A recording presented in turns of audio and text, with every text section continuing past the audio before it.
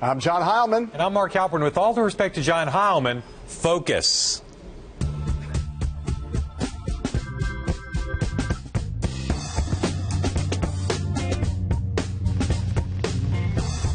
In our galaxy tonight, Rick Perry out of orbit and Marco Rubio's falling star. But first, Donald Trump's gravitational pull. Today, the billionaire candidate was doing the kind of things candidates do. He topped a new national Quinnipiac poll, and he hired Michael Glasner, a respected Republican veteran strategist, to be his national political director. Oh, and also he held a press conference in Scotland with a bunch of golf reporters. You know, the kind of typical things presidential candidates do. In our ongoing attempt to understand this great big Trump phenomena, we partnered with our colleagues at Purple Strategies and did a focus group last night with 12 Donald backers in New Hampshire. We're going to have some extended excerpts from that conversation later in the show, but here's a little piece of what they said about what they like about brand Trump. Unchoreographed. He is honest. I like his roughness and little Reagan-esque. He's not a politician. He's not going to be, like he said, I won't be bought off. Trump is a threat. Yep. Because he doesn't fit in the same box all the other Republicans are in. He's like one of us. He may be a millionaire, which separates him from everybody else. But besides the money issue, he's still in tune with what everybody is wanting. A lot more for the focus group later, but John, you've got a piece up on BloombergPolitics.com now running through your big takeaways from the focus group you conducted. Let's run through some of them. First, you say Trump is, despite conventional wisdom, not just a summer fling. Look, this is not Michelle Bachmann. This is not Herman Cain. What you could see with these people was that they didn't suddenly just come upon this guy. He's not new to them. They've been following his career. They've known about his fame, his celebrity, Trump Towers, the casinos, the golf courses. They've known about it for years. They like him and give every indication of being with him for the long haul, these people. Yep. And as our pollster Ann Seltzer pointed out, he has context. People know him good and bad, and right. they've factored that all in. The hard thing for someone new is if you do something wrong, that's all anybody knows about you. Trump has a baseline with these people. All right. You say another thing, and again, we'll see this later. People associate Mr. Trump with the great American success. We went through why people like Donald Trump. They didn't talk about the issues, about immigration, other stuff. They didn't even first talk about the brashness or the anti-establishmentarianism. The first thing they went to was tycoon, build stuff, rich guy, definition of American success. Yeah, and there's no doubt that they love that, but also another one of your takeaways is they also say he's a billionaire, but he's a billionaire just like us. Hard to figure that out, but that's what they all said. Well, and then you just ask them, well, how does that be? And they say, well, he's not one of them. And one of them is the political class. The Washington political they class, even see a guy who flies on a private jet as being more like them than a congressman or a senator in Washington, D.C. All right, two more takeaways. Your last two takeaways are kind of two sides of the same coin or opposite sides of the same coin. One is he's Teflon, but the other is he may cause his own undoing. We showed some video of Rick Perry, Jeb Bush attacking Donald Trump. These people rallied to Trump, and they not only defended him, but they thought less of Perry and Bush after watching Perry and Bush attack Trump. It tells you how hard it's going to be for conventional attacks to stick. On the other side, you could tell they don't know that much about Trump's political history. They don't know he was once for single-payer health care. They were a little uneasy about that, and they are worried that he will shoot himself in the foot and damage the Republican prospects for taking back the White House. I was surprised on one level at kind of the emotional loyalty they have to him. It's not going to be effortless, even with a lot of negative ads, if they come to pry people like you talked to last night away from Trump. I get the sense from the way they reacted to you, the more he's attacked on some occasions at least, the more they'll rally around him and say what Mr. Trump is going to say, Washington politicians trying to destroy him. 20% may be his ceiling, but it may also be his floor. All right. Today on Morning Joe, Rick Perry said he is more prepared for the debate stage than he was in 2012 when, everyone remembers, he suffered universal derision for his infamous oops moment. But then, just minutes later, Mark, you asked the former Texas governor a pretty basic question about the Republican leadership in Congress, and here's how prepared Perry was for that particular line of inquiry. What are Boehner and McConnell doing well now? Listen, I think they're working towards getting some financial things headed in the right direction, making some reductions in spending, getting these agencies. But the fact is, the American people don't really see Washington, whether it's Congress or whether it's the president, addressing the solutions that are facing this country. Oh, boy. For any candidate who wasn't totally under the microscope, that might be fine, but whether he's in the primetime debate or the secondary debate next week, Mark, can Perry's campaign and can Perry himself survive another moment where he looks like he's suffering from aphasia like that? I don't think this is fair. Rick Perry's much smarter than most people realize. If he did that in the debate on Thursday, I think his campaign would be over, and I think a lot of his supporters would say the same thing. It shows you how little margin of error he has. Yes, but that was bad, right? I mean, it might be unfair to... If Mike Huckabee did that or Marco Rubio, no one would care. It was bad because of the burden he's under, but I felt bad for him because it wasn't the hardest question in the world, but he doesn't want to make a mistake. I know. And so I saw today for the first time the kind of pressure that he's laboring under for Thursday. He can't make a mistake like that in the debate. There's no doubt. I think that his fundraising, which has not been gangbusters, could dry up completely. I agree that he's under a lot of pressure, but I got to say, you run for president, you play the big game. I've never seen you do that, and I've asked you a lot of questions in my life, and I've never seen you look like you're about to have a coronary embolism in front of me and not be able to come up with a decent answer to my question. Yeah. The answer he eventually came up with was lame, too. Well, I think it was, look, it was not the easiest question he's ever been asked but not the hardest. He was caught between not wanting to blast Republican leaders and not wanting to appear, I think, uncritical of them. But right. I do believe that Rick Perry has a chance to exceed expectations. But I'll say again, if he gives an answer like that in the debate, he's cooked. Yeah. He's over. He does that again. Problematic. All right. Our Bloomberg Politics colleague Mike Bender's got a story up right now on BloombergPolitics.com about how some donors to Marco Rubio's Senate campaign aren't supporting him for president and are contributing to some of his White House rivals. Bender also suggests there's a deeper problem for Marco Rubio, writing that, quote, Rubio must build coalitions from several different voting blocs instead of relying on one. He's not a natural choice for evangelical voters like Ted Cruz or former Arkansas Governor Mike Huckabee. He doesn't have as much experience on foreign policy as Lindsey Graham. He's not even the most popular candidate in his home state of Florida. Now, a number of candidates have been suffering since Donald Trump entered the race, but Rubio has objectively been amongst the hardest hit. The numbers in national and state polls don't lie. In the spring, one national poll showed Rubio as high as 18%. Others had him in the mid-teens, and at one point he actually led the field nationally. Now he gets about 6% in most national polls. He's hovering around 5% in key early state polls. That's down from double digits just a few months ago. John, is this a temporary setback for Marco Rubio, or does this suggest something more fundamentally wrong or problematic about his candidacy? More fundamentally wrong. I think not just a temporary setback. I mean, when Marco Rubio announced, we sat on this show and said, first-tier candidate. Right now, he's still in the first tier in terms of fundraising, but in no other way is he a first-tier candidate right now. And I do think part of it is a geographic problem, and part of it is that he has no clear hook in a race that now you need a hook if you're going to break through. Yeah, his hook is his biography and his notion that he's a new face. But a lot of people in the party are still worried about that, the whole Obama thing. Yeah. Trump is crowding out his chance to get better known. Yeah. I still believe that it's early and that the strength of his candidacy could in the end make him the establishment candidate without a doubt. The problem that he has, besides so far stalling in these polls, is I don't see the early state he wins. I've said this before. I don't see, people talk about South Carolina as a strong state or New Hampshire. I don't see his strong early state, and he's spreading himself thin. He has to try in all of them, and that means he's not focused on just one or two. I read that story in the New York Times that I know you read about Marco Rubio in South Carolina that portrayed it as if it was his key state. I read that story and thought, he doesn't look very strong in South Carolina in a story that's supposed to make him look strong. Right now. Right now, Rubio is not doing as well as his supporters would like, to say the least. All right, up next, what did one Trump reporter say to the other Trump supporter? Find out when we come back.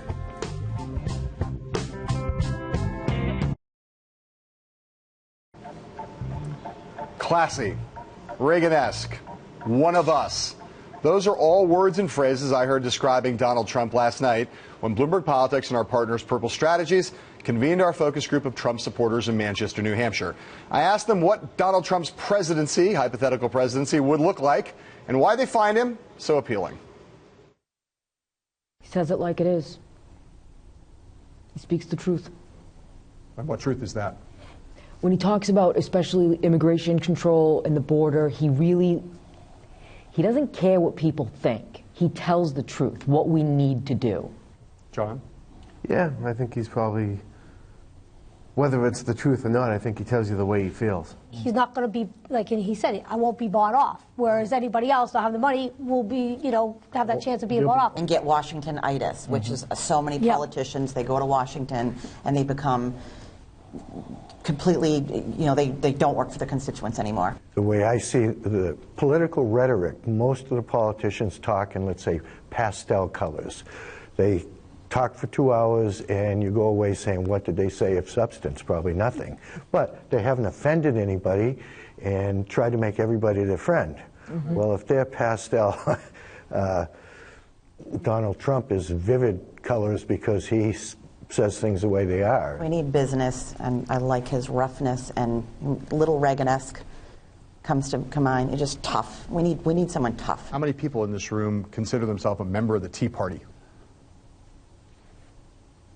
One, hold those hands up just so I can feel. 1, 2, 3, 4, 5, 5. If you didn't put your hand up, do you feel when you look at the Tea Party like it's basically kind of a good thing, or do you feel that the Tea Party doesn't really, you don't have anything to do with that? I like Ted Cruz, so out of that, I didn't know much about the Tea Party, but after seeing him, listening to him, it made me kind of look into it a little bit more. So I'm not full-fledged, like, right. But right. It's interesting. Right. They do raise really good points. I'm going to go around the room, ask you to name any other candidate who has struck you as being kind of promising or that you're interested in a little bit. Anybody else who you look at and you think you've noticed them and you think they might be someone you're interested in? Ben Carson. Ben Carson. No. No one. Ben Carson. Ben Carson. Can't think of anyone. Ben Carson. Ben Carson. Ted Cruz. Ted Cruz. Can't think of anyone. Can't think of anyone. All of the lower level guys all have some very good points, right. But they're just not I don't want to vote in a primary for somebody I know that can't make it. Right. Sure. Okay. Gene? Ben Carson. Okay. Fred? No one? Danielle, anyone? Does it jump into your mind? Rubio, Carson, okay. Trump. Yeah. Yeah, we got some good choices. Andy? Carson, definitely. There are a number of you who are Romney supporters. Jessica's one, and I know from other people who were Romney supporters in the room. For those of you who were Romney supporters, do you see Romney and Trump as being sort of similar? No. Successful business people? A little bit. I guess in the business sense, but as far as go ahead. As far as his, maybe you could call it electability, I think they're completely different.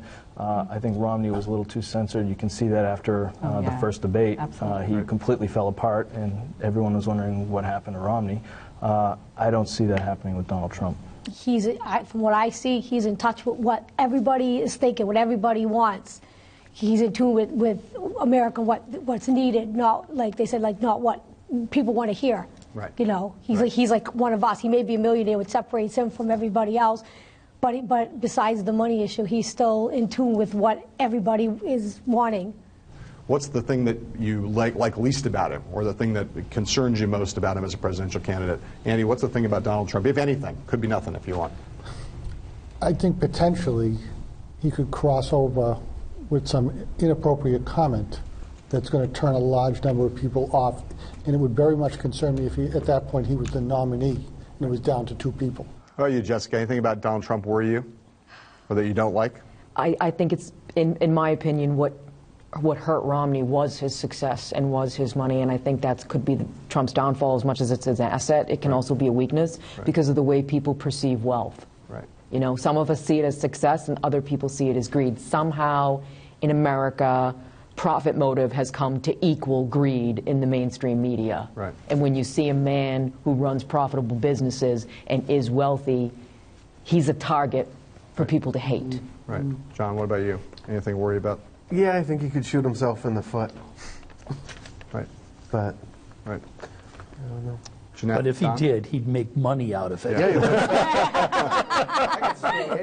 Good point. Right. I'm just curious about people, how long you guys have been admirers of Mr. Trump. He obviously has never run for president before, but he's also someone who everyone in America knows because he's a celebrity and he's been on television and done other things. Did people in this room?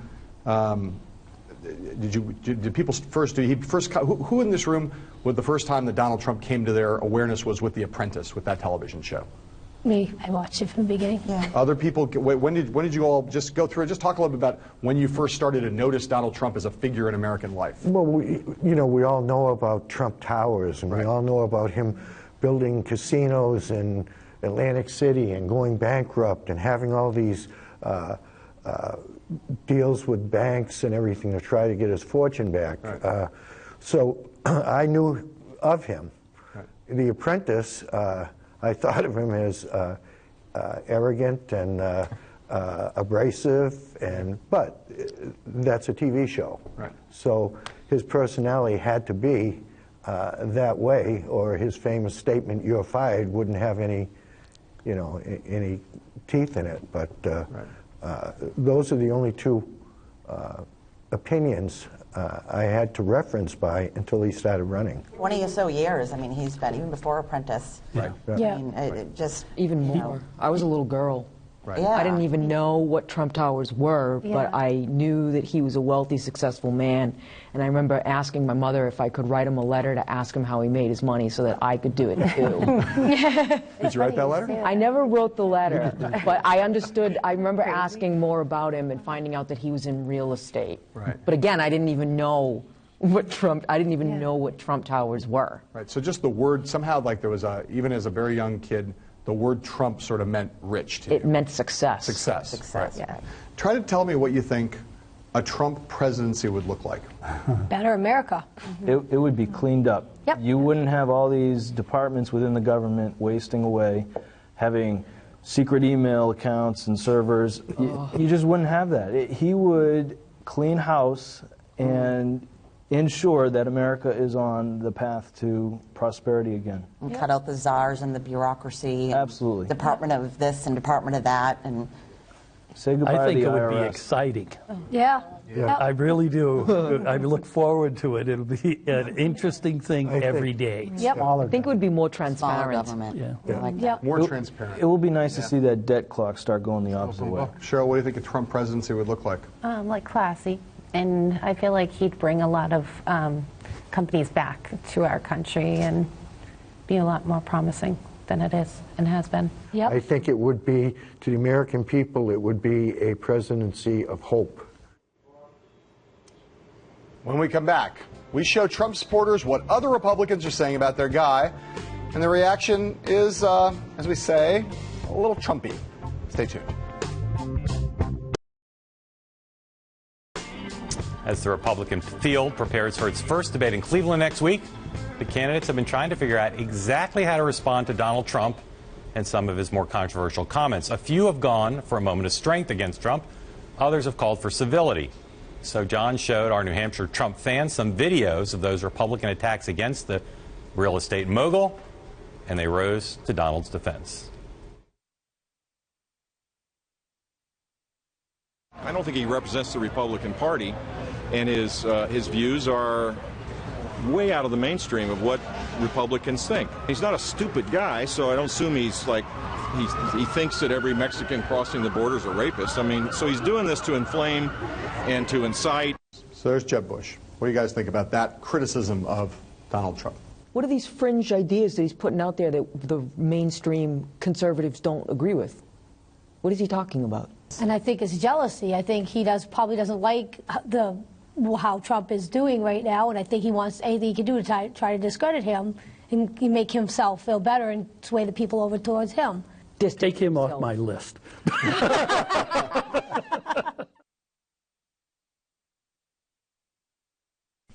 Donald Trump's candidacy is a cancer on conservatism, and it must be clearly diagnosed, excised, and discarded. So what do you guys think of Rick Perry there? I liked Rick Perry until this came out. I think That honestly was where I said, okay, I'm done with Rick. it makes Trump look like a teddy bear. Obviously, Trump is a threat. Yep. Because he doesn't fit in the same box all the other Republicans are in. So that's why we're hearing stuff from Jeb Bush now, stuff from Rick Perry saying, oh, he's going to hurt the party. Well, the party hasn't exactly been thriving. His use of the word when he referred to some illegal immigrants as rapists, that bothered people, didn't bother people? What was your reaction to that, or did you not even really notice it? Didn't bother me. I didn't know. Didn't bother me. Didn't even notice it. Didn't bother me. I think it was too generalized, and that's a concern. If he'd said, some of the people coming in do this, do that, but he said it in general, they are this, they are that, and I think that's what got the criticism. Not that he's wrong. It's the way he said it. In too much of a generalized way. But he also said some of them were good people. Yeah, he did. That's what I was going to bring up. He did his rally. He says not all of them are bad, he said, but there's a lot. For a long time, Donald Trump was very vocally pro-choice. He was in favor of abortion rights. He now says he's had second thoughts about that and has sort of changed his mind, but for many, many, many, many years he was pro-choice. Does that bother anybody in the room? Being pro-choice, yes, that bothers me. That bothers you. Did you know Donald Trump was pro-choice for a long time? I did not.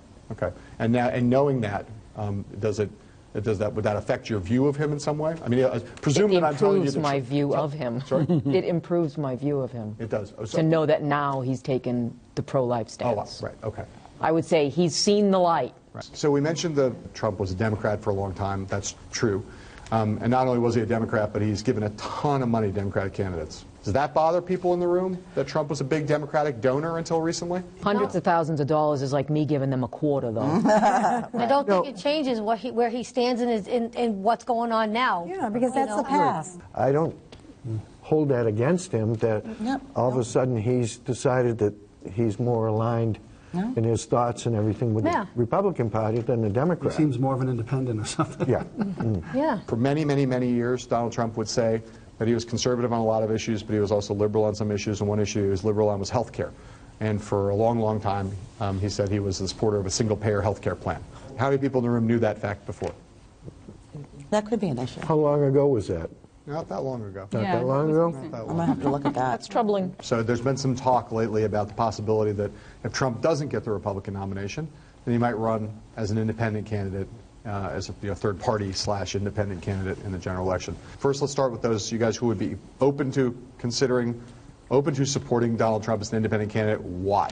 The only thing I can think of that would force him out is the Republican establishment and the RNC doing something and actually forcing him out. And if that's the case, then I'm voting for Trump as an independent, and it's going to teach Republicans a lesson, even if we have another Democrat. So for those of you who wouldn't support Trump if he ran as an independent, why would you not support him as an independent? Ross Perot. Yes. You mean you think it would help elect a Democrat? Yes. Absolutely. It absolutely proven. Yep. No, the numbers, math doesn't lie. Yeah.